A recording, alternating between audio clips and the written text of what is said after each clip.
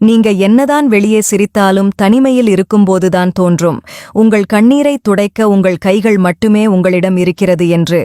உரிமையில்லாத உறவும், உண்மையில்லாத அன்பும், நேர்மையில்லாத நட்பும், நம்பிக்கையில்லாத வாழ்க்கையும் என்றும் நிரந்தரமில்லை.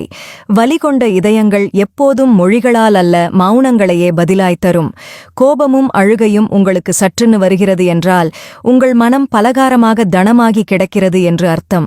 பெண்ணின் பேச்சில் நியாயம் இருக்கும் வரை அவளின் சத்தம் கொஞ்சம் அதிகமாகவே இருக்கும். புரிந்து நடந்து கொள்ளுங்கள். உடைந்து போகிற அளவுக்கு பேசிவிட்டு பிறகு ஆறுதல் கூறி மனதை ஒட்ட வைப்பதில் எந்த பலனும் இல்லை என்பதை உங்களை காயப்படுத்திய உறவுகளுக்கு சொல்லிவிடுங்கள். எப்போது ஒருவர் அடுத்தவர் குறைகளை குடைந்து குடைந்து கிளறத் தொடங்குகின்றார்களோ அப்போது அவர்கள் மற்றவர் மனதில் குறைந்து விட்டார்கள். விலகி போற யாரையும் வெத்தல பாக்கு வைத்து அழைக்காதீர்கள். காசுக்கு பிச்சை எடுக்கலாம், அன்புக்கு பிச்சை எடுத்தால் கேவலம். வருடங்கள் 1000 ஆனாலும் மனதில் பட்ட காயங்கள் ஆயுள் வரை ஆறுவது இல்லை. குத்தி கிழிக்கிற முள்ளாக இருந்தாலும் சரி, குத்தி காட்டுற மனிதர்களாக இருந்தாலும் சரி, தூக்கி ஓரமாக போட்டுவிடுங்கள். இல்லை என்றால் மறுபடியும் நம்மைதான் காயப்படுத்தும்.